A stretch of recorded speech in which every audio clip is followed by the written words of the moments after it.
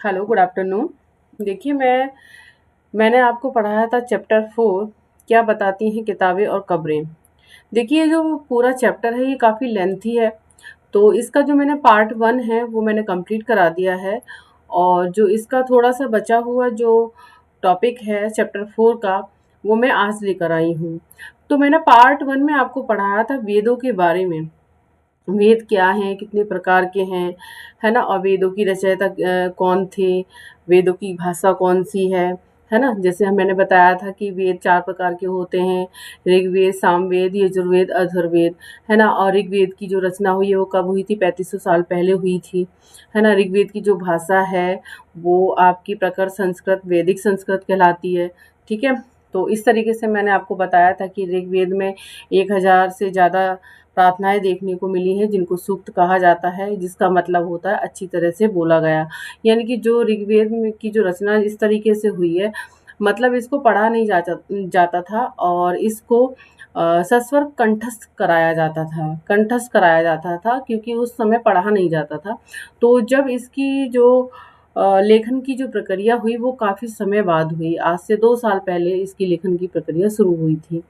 तो इसी तरीके से हमने पढ़ा कि जो ऋग्वेद है उसकी रचना ऋषियों ने की थी, है ना? तो इस तरीके से हमने ऋग्वेद के बारे में पढ़ा।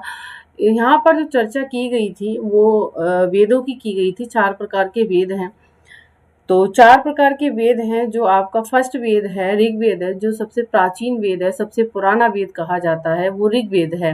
बाकी जो आपके 3 हैं वो मैं आपको आगे आने वाली क्लास में पढ़ाऊँगी। जैसे कि सामवेद है, अथर्ववेद है, यजुर्वेद है। इनका क्या मतलब था? इनका क्या ये क्यों रचे गए थे? ठीक है? तो इसके बारे में मैं आपको आगे बताऊँगी। आज मैं आपको बताऊँगी कि ऋग्वेद की जब रचना हो रही थी उसी समय अलग जगह पर महापाषाणों की कहानी शुरू हो गई थी। तो आज हम पढ़ेंगे महापाषाण के बारे में, जो एनसीईआरटी चैप्टर 4 में दिया गया है, जो बेसिक बताया गया है महापाषाण के बारे में, आज हम उसकी चर्चा करने जा रहे हैं। ठीक है? तो प्लीज़ आप लोग लाइक, शेयर और सब्सक्राइब करते रहा रहा करें चैनल को, क्योंकि मैं आपको मेन फैक्ट आपको पढ़ा रही हूँ और एनसीईआरटी पढ़ा रही हूँ। एनसीईआरटी मस्ट है सभी लोगों के लिए पढ़ने के लिए। चाहे वो टीचिंग से एग्ज़ाम हो, चाहे वो जीके जीएस की दृष्टि से हो, किसी भी उससे हो, आप लोग आराम से इसे पढ़ेंगे। मैं आपको चैप्टर वाइज़ डेली क्लास लेकर आऊँगी और 6 टू 12 तक आपको एनसीईआरटी कंप्लीट करवाऊँगी, राइट? तो चलिए आज हम पढ़ते हैं कहानी महापाषाणों की। खामोश प्रहरी, कहानी महापाषाणों की। चलिए हम देखते हैं कि महापाषाण का मतलब क्या था। देखिए, ये शिलाखंड महापाषाण, महा का मतलब होता है बड़ा और पाषाण का मतलब होता है पत्थर। इस तरीके से ये क्वेश्चंस एग्जाम में बनते हैं। ठीक है? नाम से जाने जाते हैं। ये शिलाखंड जो महापाषाण के जो बनाए गए हैं, यानी कि बड़े बड़े पत्थरों से बनाए गए हैं, ये शिलाखंड खंड उनको महापाषाण कहा जाता है। ठीक है? तो ये पत्थर दफन करने की जगह पर लोगों द्वारा बड़े करीने से लगाए गए। महापाषाण कब्रें बनाने की प्रथा लगभग 3000 साल पहले शुरू हुई थी। कितने साल पहले शुरू हुई थी? 3000 साल पहले शुरू हो गई थी महापाषाण कब्रें बनाने की प्रथा। तो हम यहाँ पर जानेंगे जो महापाषाण का जो महत्व है वो कब्रें बनाने की प्रथा से है। किससे है?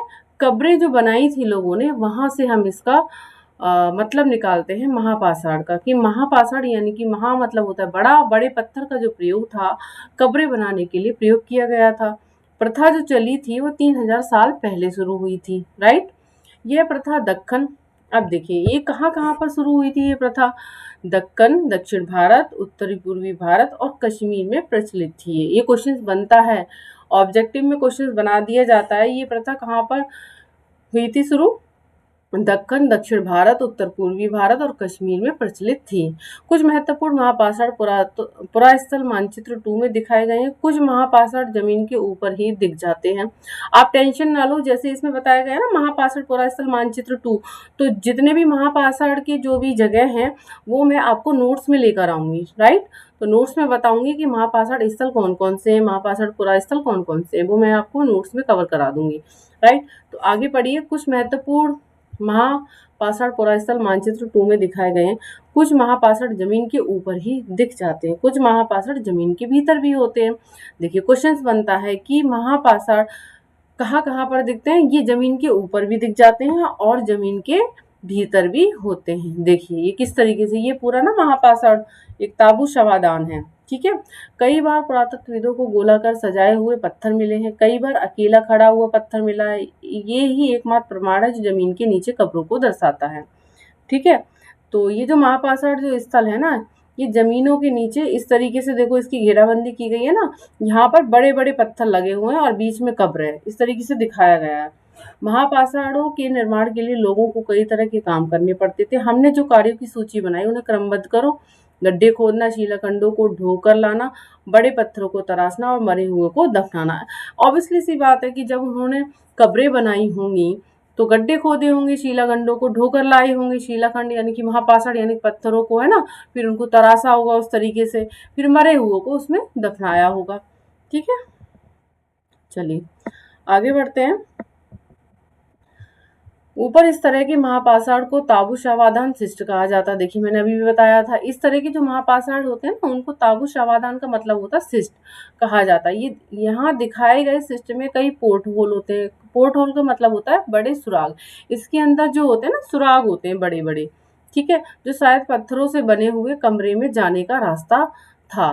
तो इन्होंने एक लगाया है कि एक आइडिया लगाया है कि पत्थरों से बने हुए कमरे में जाने का रास्ता होगा।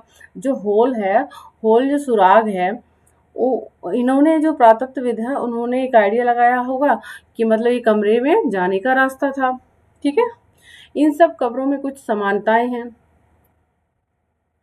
सामान्यतः मृतकों को खास किस्म के मिट्टी के बर्तनों के साथ दफनाया जाता था, जिन्हें काले लाल मिट्टी के बर्तनों ब्लैक एंड रेड वेयर के नाम से जाना जाता है। इनके साथ ही मिले लोहे के औजार और हथियार, घोड़ों के कंकाल और सामान तथा पत्थर और सोने के गहने मिले हैं, ठीक है। तो इसमें बताया गया है, देखिए क्वेश्चन बनता है किस तरीके से बनता है क्वेश्चन बनता है, मृतकों को खास किस्म के मिट्टी के बर्तनों के साथ दफनाया गया था। क्वेश्चन बनता है कैसे बर्तनों के साथ, मिट्टी के बर्तनों के साथ दफनाया। ऑब्वियसली सी बात है कि प्राचीन समय में मिट्टी के बर्तनों का ही चलन था। इतनी जल्दी टेक्नोलॉजी डेवलप नहीं हुई थी, तो उस समय मतलब इस तरीके से जो आज हम प्रयोग करते हैं बर्तन वैसे थे नहीं थे। उस समय मिट्टी के बर्तनों का ही प्रयोग था, तो मिट्टी के बर्तनों के साथ दफनाया जाता था। और ये जो मिट्टी के बर्तन होते थे, ये काले लाल मिट्टी के बर्तन बने होते थे, जिनको क्या बोलते थे, ब्लैक एंड रेड वेयर के नाम से जाना जाता है। ये जो बर्तन है काले लाल मिट्टी के बने होते थे और इनको किस नाम से जानते थे, ब्लैक एंड रेड वेयर के नाम से। इनके साथ ही मिले हैं लोहे के औजार। ऑब्वियसली सी बात है कि ये औजार, लोहे के औजार, लोहे का प्रचलन शुरू था उस समय, तो लोहे के औजार का प्रयोग करते थे। हथियार यूज करते थे, मतलब किसके लिए, शिकार करने के लिए, है ना, इस तरीके से गड्ढे खोदने के लिए। औजारों का प्रयोग तो कई तरीके से किया करते थे, ये मैं आगे आने वाली क्लास में आपको बताऊंगी कि क्या क्या प्रयोग करते थे। घोड़े के कंकाल मिले, ऑब्वियसली सी बात, मैंने आपको अभी लास्ट क्लास में बताया था कि ऋग्वेद में घोड़े होने के साक्ष्य पाए गए हैं, है ना। तो घोड़े के कंकाल देखने को मिले हैं। सामान तथा पत्थर और सोने के गहने भी मिले हैं। देखो यहाँ पे गहने की बात भी की गई है, सामान तथा पत्थर और सोने के गहने भी मिले हैं, मतलब जो गहने हैं वो सोने और पत्थर दोनों के मिले हैं।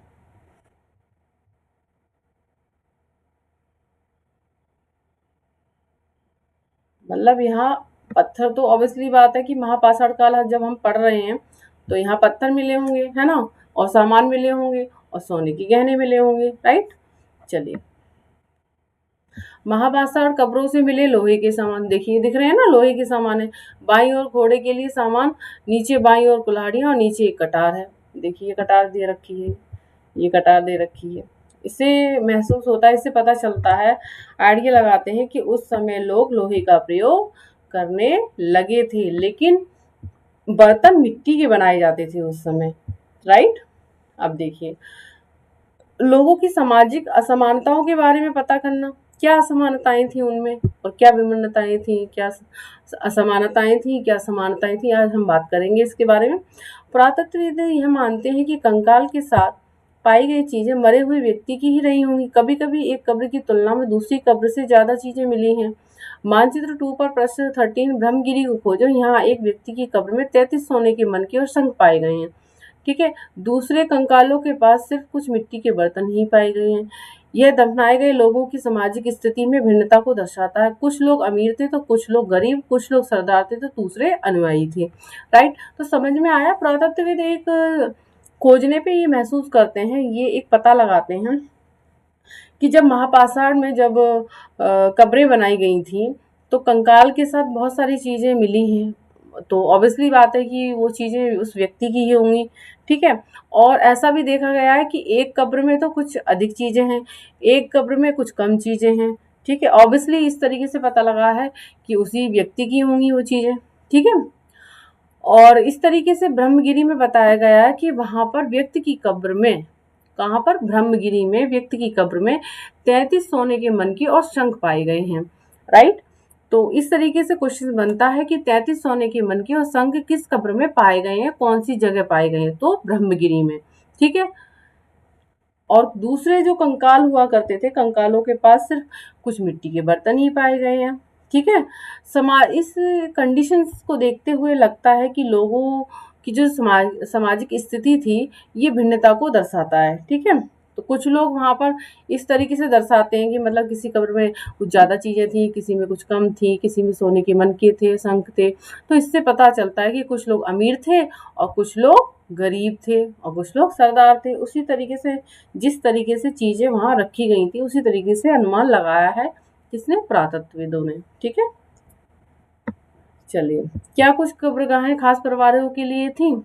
अब देखिए, कभी कभी महापाषाणों में से एक से अधिक कंकाल मिले हैं। वे ये दर्शाते हैं कि शायद एक ही परिवार के लोगों को एक ही स्थान पर अलग अलग समय पर दफनाया गया था। बाद में मरने वाले लोगों को पोर्ट होल के रास्ते कब्रों में लाकर दफनाया जाता था। मैंने बताया था कि पोर्ट होल क्या था, पोर्ट होल क्या था, कमरे की तरफ एक रास्ता था जाने का। ठीक है, तो ऐसे स्थान पर गोलाकार लगाए गए पत्थर या चट्टान चिन्हों का काम करते थे, जहां लोग आवश्यकता अनुसार शवों को दफनाने दोबारा आ सकते थे। राइट, चलिए अब हम पढ़ेंगे इनाम गांव के बारे में। मानचित्र 2 प्रश्न 13, इनाम गांव को खोजो। इनाम गांव की क्या खासियत थी, इनाम गांव की क्या खासियत थी। देखिए, आज हम पढ़ते हैं इनाम गांव में एक व्यक्ति की कब्र के बारे में पढ़ते हैं। क्या दिया हुआ है यहाँ पर, इनाम गांव यह भीमा की सहायक नदी घोड़ के किनारे एक जगह है। इस जगह पर 3600 से 2700 साल पहले लोग रहते थे। मतलब जो इनाम गांव है ना, ये भीमा की जो सहायक नदी है ना घोड़, उसके किनारे एक जगह है इनाम गांव। वहां पर 3600 से 27 साल पहले लोग रहते थे।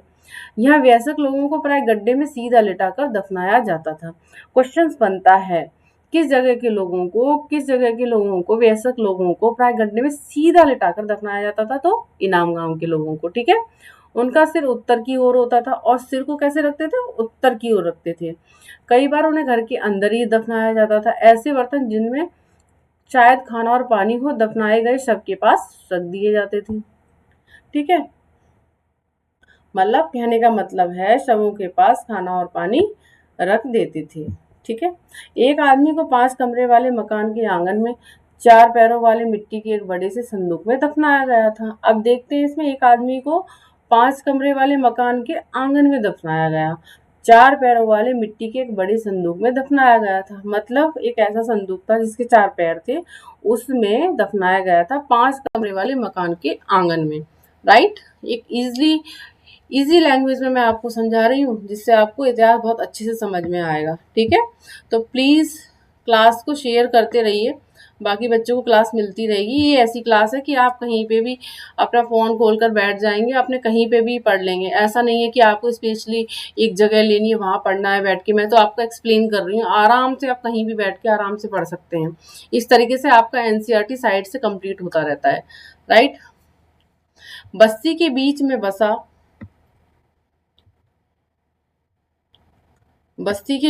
बसा ये क्या हो गया, चलिए, बीच में बसा यह घर गांव के सबसे बड़े घरों में से एक था। इस घर के एक अनाज का गोदाम भी था। शव के पैर मुड़े हुए थे। कैसे थे, शव के पैर कैसे थे, मुड़े हुए थे। ठीक है, और सबसे बड़े घरों में से एक था ये जिसमें एक कब्र मिली है इनाम गांव में। ठीक है, चलिए, क्या बताते हैं हमें कंकालों के अध्ययन। ठीक है, क्या बताते हैं हमें, कंकाल के जो अध्ययन है, कंकालों का जो अध्ययन किया है पुरातत्वविदों ने, तो इनसे हमें क्या क्या पता चलता है, आइए देखते हैं। छोटे आकार के आधार पर एक बच्चे के कंकाल को आसानी से पहचाना जा सकता है, लेकिन एक बच्चे और बच्ची के कंकाल के बीच कोई बड़ा फर्क नहीं होता।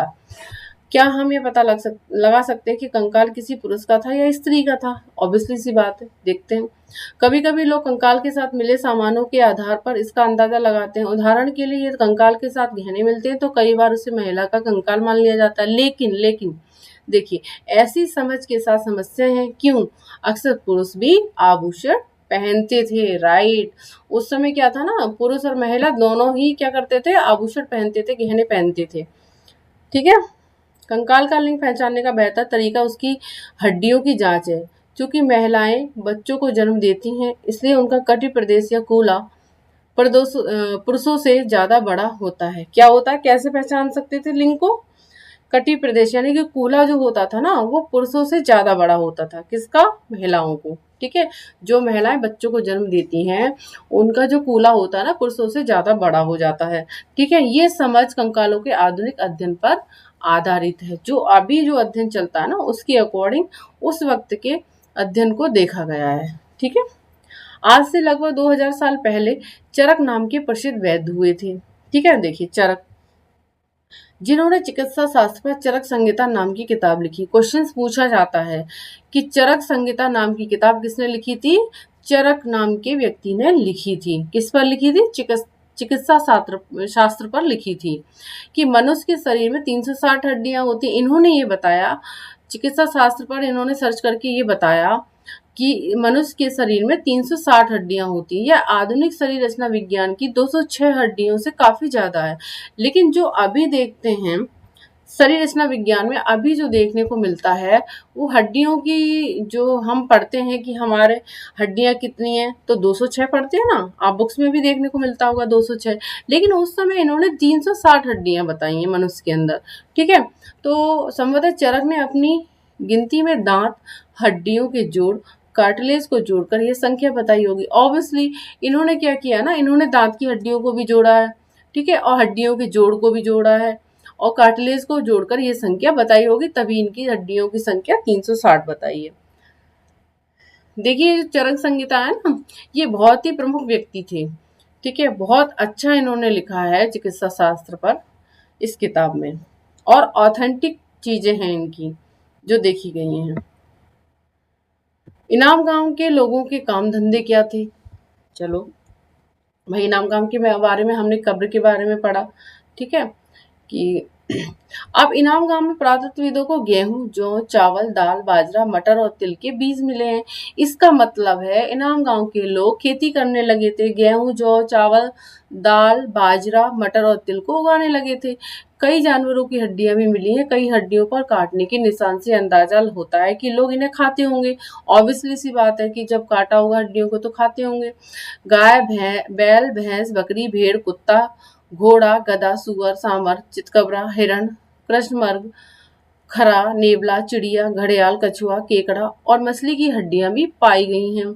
ऐसे साक्ष्य मिले हैं कि बेर, आंवला, जामुन, खजूर, कई तरह की रसभरियां एकत्र की जाती थी। मतलब फल के तौर पे ये लोग ये खाते होंगे, बेर, आंवला, जामुन, खजूर का इस्तेमाल करते होंगे, और अनाज के तौर पर गेहूं, जो चावल, दाल, बाजरा, मटर का प्रयोग करते होंगे, है ना।